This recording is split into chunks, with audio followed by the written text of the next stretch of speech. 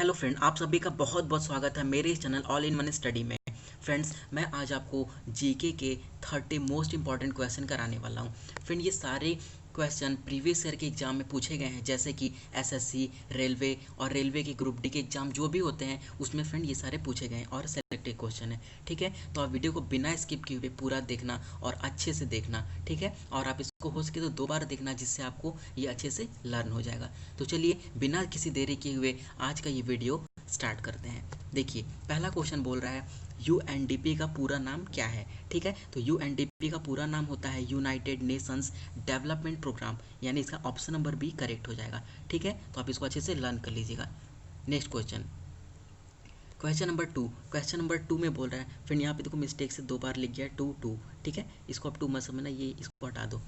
Question number 2 में बोल रहा है अंग्रेज शासकों ने सन 1931 में किसकी अध्यक्षता में मतदान अधिकार समिति गठित की थी। ठीक है, इसका correct answer option number A right हो जाएगा, लॉर्ड लोथियन। ठीक है, ऑप्शन नंबर ए। फ्रेंड, नाम ध्यान रखना, देखो यहाँ पे बहुत कन्फ्यूजन होता है। ठीक है, ये हिस्ट्री का क्वेश्चन था और ये रेलवे में पूछा गया था। ठीक है, तो लॉर्ड लोथियन, ध्यान रखना नाम। चलो अगले क्वेश्चन पे चलते हैं। क्वेश्चन नंबर 3, देखो यहाँ पे वही मिस्टेक हो गया, इसको हटा देना।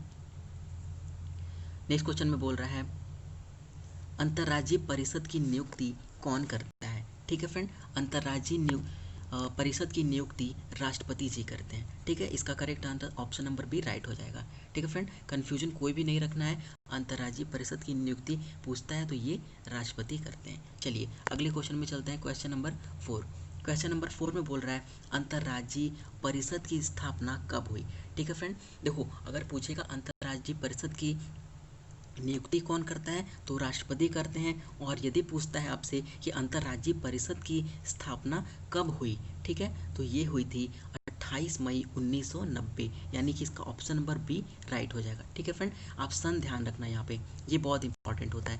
28 मई 1990। ठीक है फ्रेंड, ये चीज़ ध्यान रखना, ये छोटी छोटी मिस्टेक हो जाती है तो गलत हो जाएगा। ठीक है फ्रेंड, फिर देखो यहाँ पे 28 में तो आपको यहाँ पे ये चीज़ बोलोगे आप सही है, आप ये याद कर लोगे तो करेक्ट हो जाएगा। बट कभी कभी होता क्या है कि वो एग्जामिनर चेंज कर देता है, ये 90 इसको ये तो चेंज रहेगा ही, और यहाँ भी चेंज करता है, ये 28 अप्रैल कर देगा, यहाँ पे 28 मई कर देगा, यहाँ पे 28 जून, या फिर यहाँ पे फिर डेट को चेंज कर देगा। तो आपको इससे कन्फ्यूजन नहीं करना है, इसलिए आपको करेक्ट याद रखना है 28 मई 1990। ठीक है फ्रेंड, इसका ऑप्शन नंबर बी राइट हो जाएगा। चलो अगले क्वेश्चन पे चलते हैं।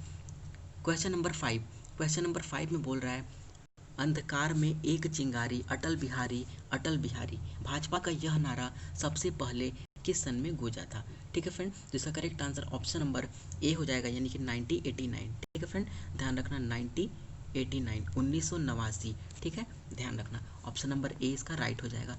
फ्रेंड देखो, ये सारे सेलेक्टेड क्वेश्चन है, तो आप इसको अच्छे से लर्न करते चलो, और ये आपके आने वाले एसएससी सीएचएसएल में पूछ सकता है, या फिर आप कोई भी एग्जाम ग्रुप डी का दोगे तो उसमें ये क्वेश्चन फंस जाएंगे, श्योर है। ठीक है फ्रेंड, चलो अगले क्वेश्चन पे चलते हैं। और फ्रेंड मेरा आपसे एक रिक्वेस्ट है कि अगर आप मेरे चैनल पर नए हो तो प्लीज़ चैनल को सब्सक्राइब कर लो और बेल आइकन को जरूर दबा देना, ताकि मैं कोई भी वीडियो अपलोड करूं आपको उसकी नोटिफिकेशन मिल सके। और फ्रेंड मैं आपको इसमें जीके, कंप्यूटर, सिनोनिम्स, एंटोनिम्स और करंट अफेयर के टॉपिक कवर कराता हूँ, और मैं आपको लास्ट में एक क्वेश्चन भी पूछता हूँ जिसका आपको कमेंट बॉक्स में आंसर देना होता है। ठीक है, चलो अगला क्वेश्चन है क्वेश्चन नंबर 6।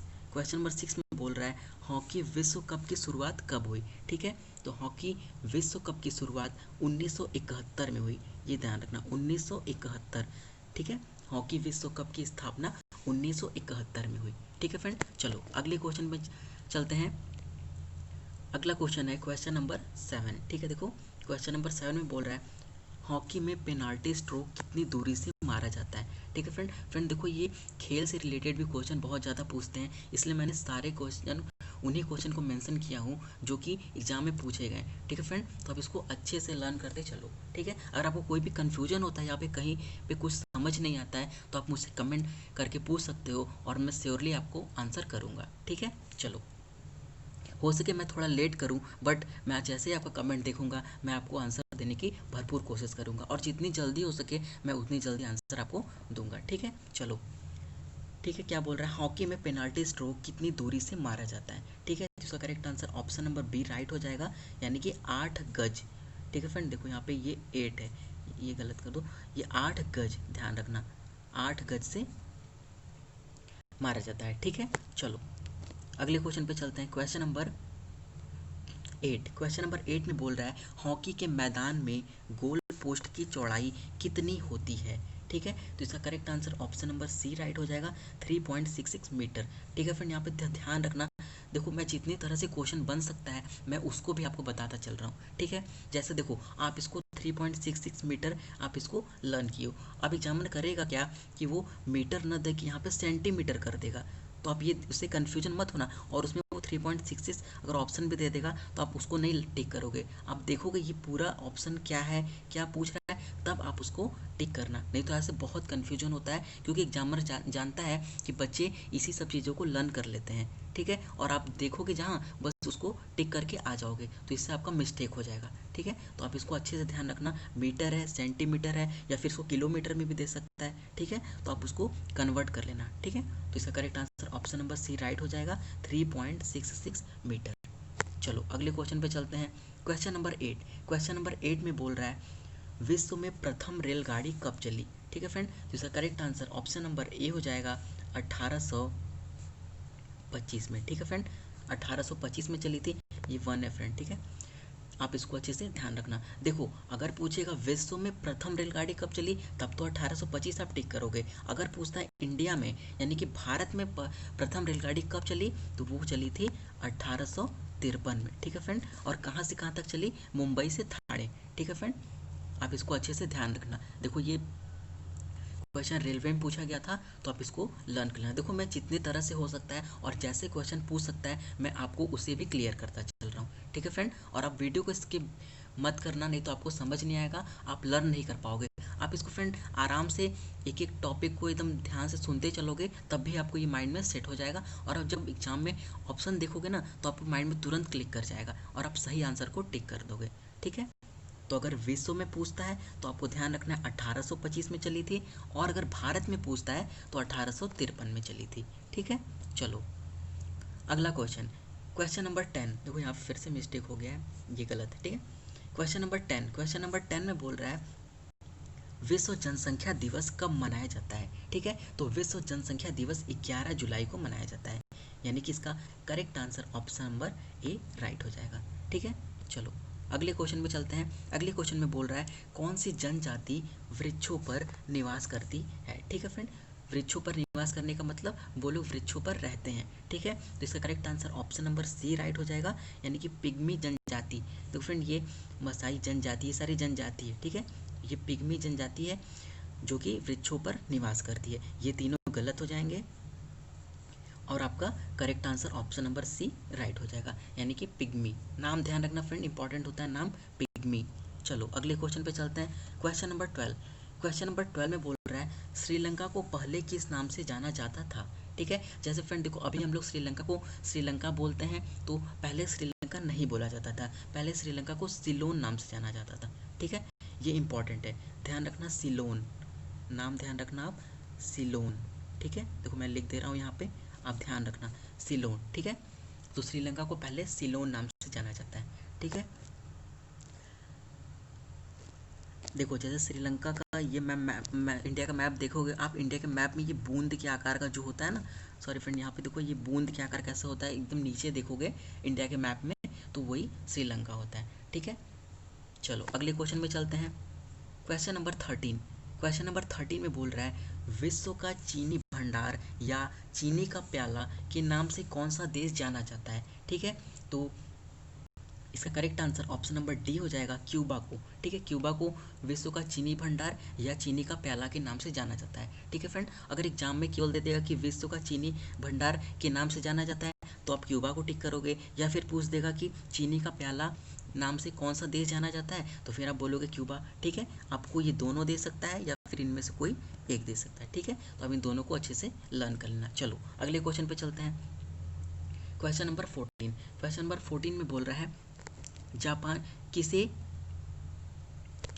सॉरी फ्रेंड, किसे जापान का मैनचेस्टर कहा जाता है। ठीक है, तो इसका correct answer option number B हो जाएगा, ओसाका। ठीक है, ओसाका को जापान का मैनचेस्टर कहा जाता है। ठीक है, आप कंफ्यूजन मत होना, इसका correct answer option number B right हो जाएगा। चलो अगले क्वेश्चन पे चलते हैं। क्वेश्चन नंबर 15, क्वेश्चन नंबर 15 में बोल रहा है भूगोल का जनक किसे कहा जाता है। ठीक है फ्रेंड, इसका correct answer option number D हो जाएगा, हिकैटियस को भूगोल का जनक कहा जाता है। ठीक है फ्रेंड, चलो अगले क्वेश्चन पे चलते हैं। क्वेश्चन नंबर 16 में है स्थल मंडल का तात्पर्य क्या है। ठीक है फ्रेंड, इसका correct answer option number D हो जाएगा, पृथ्वी की बाहरी पपड़ी। ठीक है, पृथ्वी की बाहरी पपड़ी का तात्पर्य स्थल मंडल से होता है। ठीक है, चलो अगले क्वेश्चन में चलते हैं। क्वेश्चन नंबर 17, क्वेश्चन नंबर 17 में बोल रहा है भारत में सबसे अधिक बोले जाने वाली भाषा कौन सी है। ठीक है, जिसका करेक्ट आंसर हो जाएगा ऑप्शन नंबर ए हिंदी।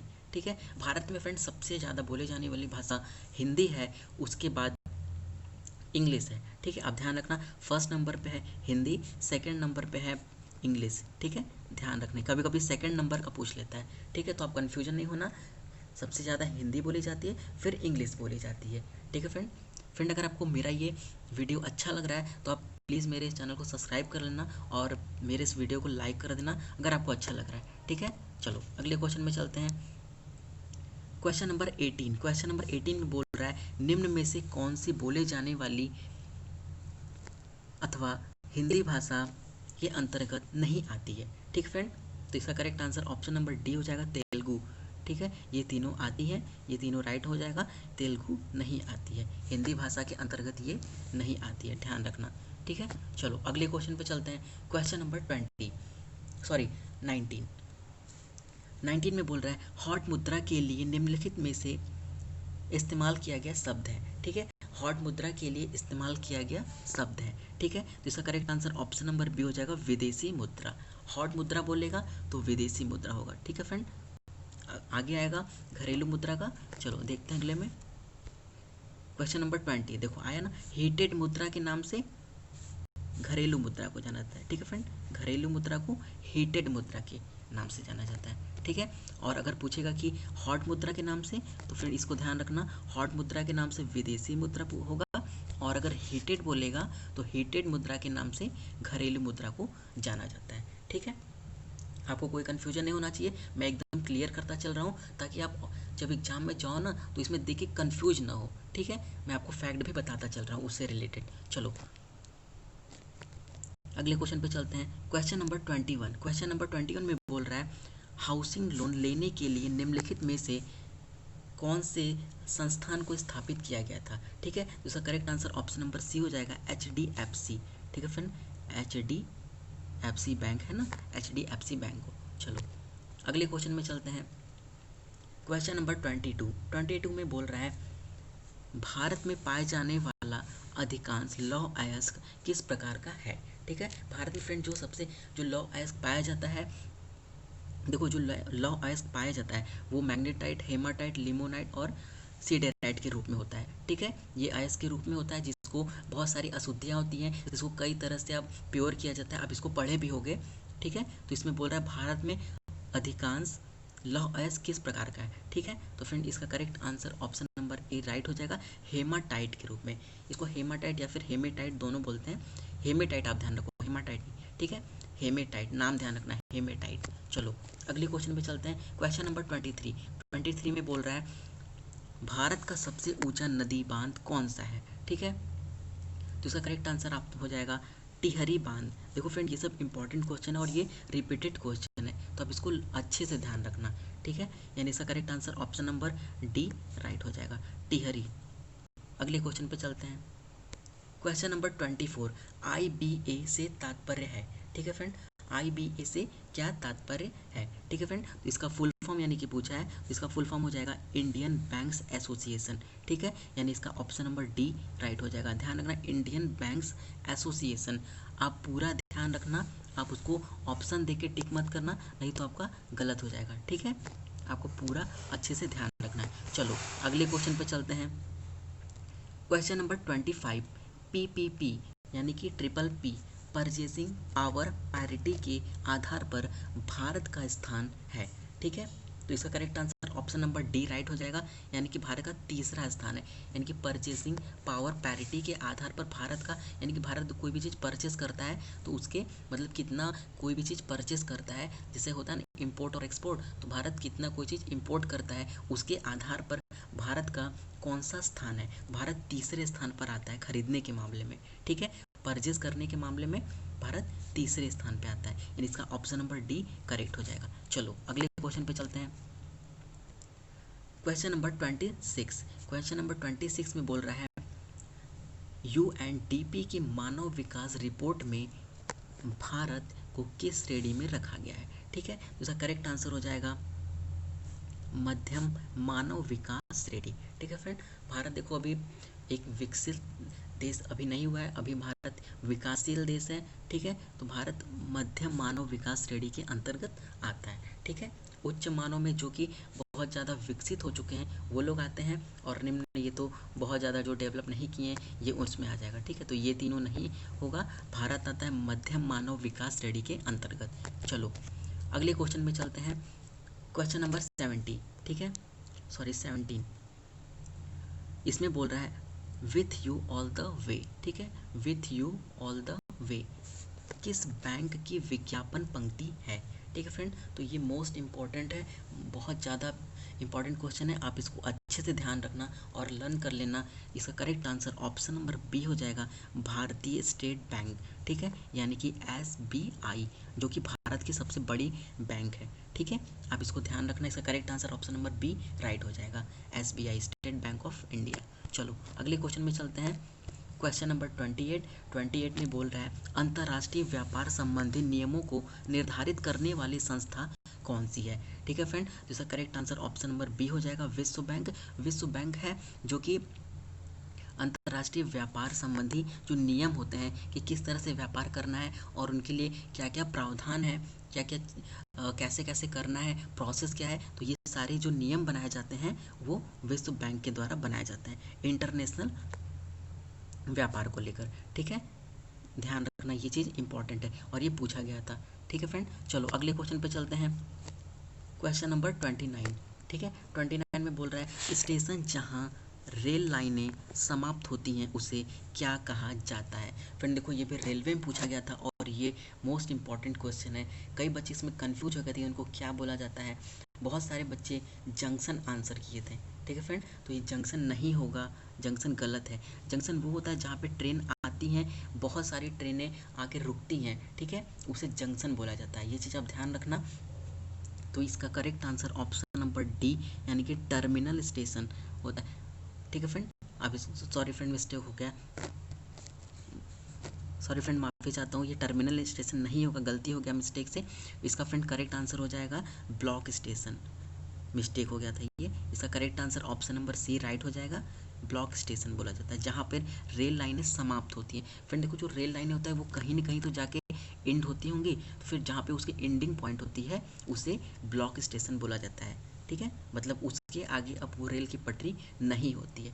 ठीक है, चलो अगले क्वेश्चन पे चलते हैं। क्वेश्चन नंबर 30 और ये मेरा आज का लास्ट क्वेश्चन है। ठीक है फ्रेंड, सबसे लंबी रेलवे प्लेटफॉर्म कहाँ है।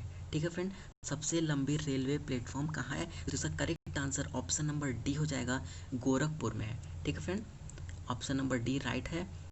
अब ध्यान रखना गोरखपुर में है फ्रेंड, ये भी पूछा गया था और ये 2 बार पूछ चुका है रेलवे में, तो अब इसको ध्यान रखना कि ये इसका correct answer option number D है, रेलवे में। ठीक है फ्रेंड, तो फ्रेंड देखो मैंने आपको 30 मोस्ट इंपॉर्टेंट क्वेश्चन कवर कराए हैं। आपको ये कौन सा क्वेश्चन सबसे अच्छा लगा या फिर आपको किसी भी क्वेश्चन में कोई प्रॉब्लम है तो आप मुझे कमेंट करके पूछ सकते हो। ठीक है फ्रेंड, और मैं आपको लास्ट में एक क्वेश्चन देता हूँ, उससे उसका आंसर आपको कमेंट बॉक्स में कमेंट करना होता है। तो मेरा आज का क्वेश्चन है ये, आपको आंसर करना है कमेंट बॉक्स में। ठीक है, चलो देखो क्या है, रेलवे बोर्ड की स्थापना कब की गई।